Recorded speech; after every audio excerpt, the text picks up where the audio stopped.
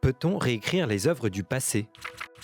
Les sensitivity readers, qu'on appelle en français les démineurs éditoriaux, je ne suis pas contre a priori, mais essentiellement pour la littérature contemporaine. Si un auteur veut se renseigner sur une communauté, sur une profession en particulier, moi je suis tout à fait en faveur. Quand les sensitivity readers sont imposés par l'éditeur ou imposés par une forme de morale un peu anachronique, là je trouve que c'est très dangereux. Parce qu'une fois de plus, on aboutit à un mensonge historique. Il est peut-être intéressant de savoir que Hercule Poirot a des préjugés antisémites. On est dans un espace fictionnel. C'est Hercule Poirot qui pense ça. C'est peut-être pas nécessairement Agatha Christie. Regardez par exemple pour James Bond, sont enlevés tout ce qui est problématique avec la communauté noire, mais on laisse sur les Coréens des insultes absolument épouvantables. Donc c'est 2 poids, 2 mesures.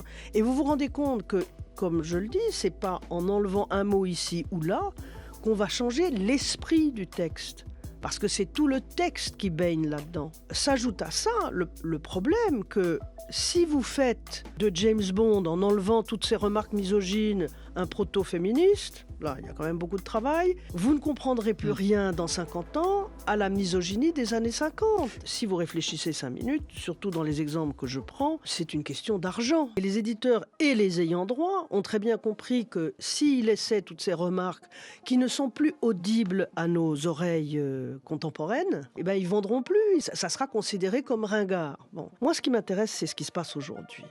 Parce que dans 30 ans, on dira « Ah oui, mais les gens en 2020, ils me font bien rigoler parce qu'ils avaient une poutre dans l'œil et ils ne voyaient pas tel et tel problème. » Le livre, l'objet livre est un objet plastique qui a des possibilités, qui a l'appareil critique, qui a la préface.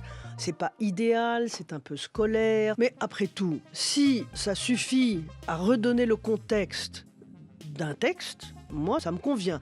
À condition que la préface soit une vraie recherche du contexte en question. Parce que ça ne suffit pas de dire, je prends évidemment l'exemple de Tintin au Congo, il ne suffit pas de dire Hergé était un homme de son temps. Voyez, la pédagogie est fondée là-dessus.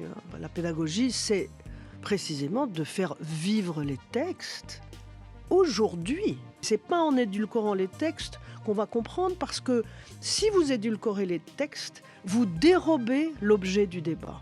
Il faut laisser le problème dans son intégrité et parler des choses vivantes autour de ça.